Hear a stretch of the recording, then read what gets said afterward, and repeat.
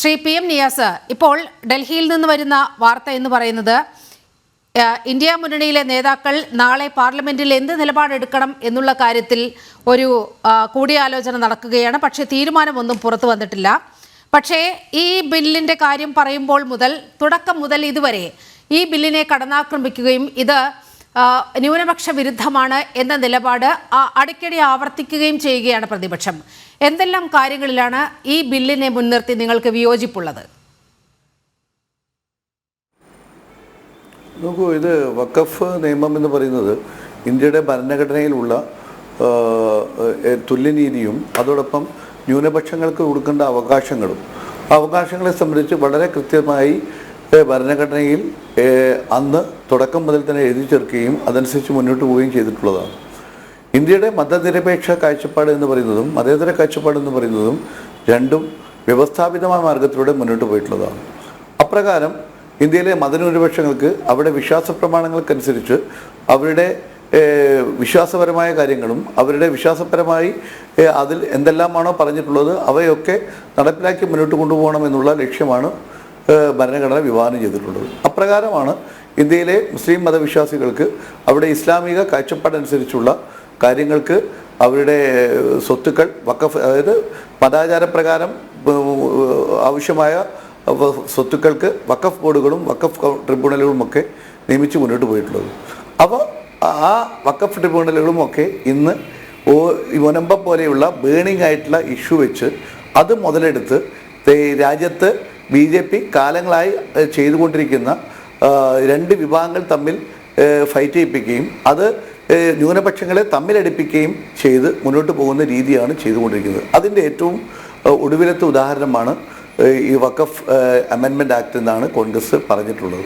ഇതിൽ വളരെ വ്യക്തമായി ഞങ്ങൾക്ക് പറയാനുള്ളത്, ഇന്ത്യ രാജ്യത്ത് അധികാരത്തിലിരിക്കുന്ന നരേന്ദ്രമോദിയും RSSൻ്റെ നേതൃത്വവും ഒക്കെ കാലങ്ങളായി ശ്രമിച്ചുകൊണ്ടിരിക്കുന്നത് ഇന്ത്യയിൽ മതന്യൂനപക്ഷങ്ങളെ ഒറ്റപ്പെടുത്തിക്കൊണ്ടും അവരെ ഇന്ത്യയുടെ ഭരണഘടനയ്ക്കുള്ളിൽ നിന്നും അവരെ അകറ്റി നിർത്തുവാനുള്ള അല്ലെങ്കിൽ ഭരണഘടനയിലുള്ള അവരുടെ അചഞ്ചലമായ വിശ്വാസത്തിൽ നിന്നും അവരെ മാറ്റിയെടുക്കാനുള്ള ശ്രമങ്ങളാണ് ഇതിൻ്റെ പിന്നിൽ നടന്നുകൊണ്ടിരിക്കുന്നത്.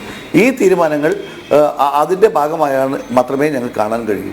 ഞങ്ങൾക്ക് ഒരു വിശ്വാസമുള്ളത്, ഇന്ത്യയിലെ എല്ലാ മതങ്ങളും ക്രിസ്ത്യാനികളാണെങ്കിലും മുസ്ലിങ്ങളാണെങ്കിലും അതുപോലെ ഹൈന്ദവ വിശ്വാസികളാണെങ്കിലും എല്ലാ മതങ്ങളും അവരുടെ വിശ്വാസ പ്രമാണങ്ങൾക്കനുസരിച്ച് ജീവിക്കാനുള്ള അവകാശം ഭരണഘടനയിൽ എങ്ങനെയെല്ലാമാ നൽകിയിട്ടുണ്ട് അത് തുടർന്നു തന്നെ മുന്നോട്ട് പോകണമെന്നാണ്.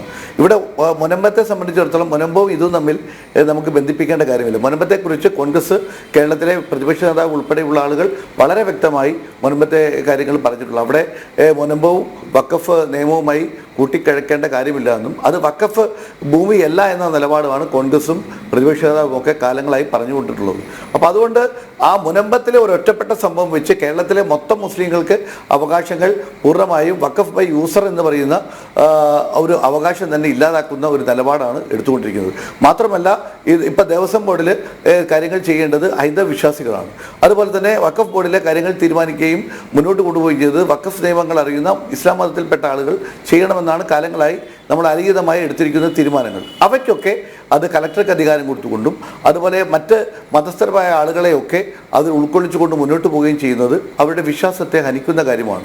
അതുകൊണ്ട് ഞങ്ങൾ ഇക്കാര്യത്തിൽ ഇന്ത്യ മുന്നണി ഇത് വളരെ കോംപ്ലിക്കേറ്റഡായി മുന്നോട്ട് കൊണ്ടുപോകാനാണ് BJP ആഗ്രഹിക്കുന്നത്. കാരണം ഇവിടെ നമ്മുടെ പ്രതിപക്ഷത്തെ തമ്മിലടിപ്പിക്കുവാൻ പറ്റുന്ന ഏറ്റവും നല്ല വടിയായി അവരിത് കാണുകയാണ്. അവർക്ക് ഇന്ത്യ രാജ്യത്തെ മതനിരപേക്ഷ രാജ്യമായി അല്ലെങ്കിൽ മതേതര രാജ്യമായി മുന്നോട്ട് കൊണ്ടുപോകുന്നതിന് പകരം അത് തമ്മിലടിപ്പിച്ച് ഭൂരിപക്ഷ വർഗീയത അത് ഫാസിസ്റ്റ് ഭൂരിപക്ഷ രീതിയിൽ മുന്നോട്ട് കൊണ്ടുപോകാനുള്ള നിലപാടിലേക്ക് പറ്റിയ ഏറ്റവും വലിയ ആയുധമായി ഇത് കാണുകയാണ്. അതുകൊണ്ട് തന്നെ വളരെ ശ്രദ്ധിച്ചാണ് ഇന്ത്യ മുന്നണി തീരുമാനമെടുക്കുന്നത്. ഇന്ത്യ മുന്നണി കോൺഗ്രസ് നേതാക്കന്മാരും തമ്മിൽ ഇന്ന് ചർച്ച ചെയ്തുകൊണ്ടിരിക്കുകയാണ്.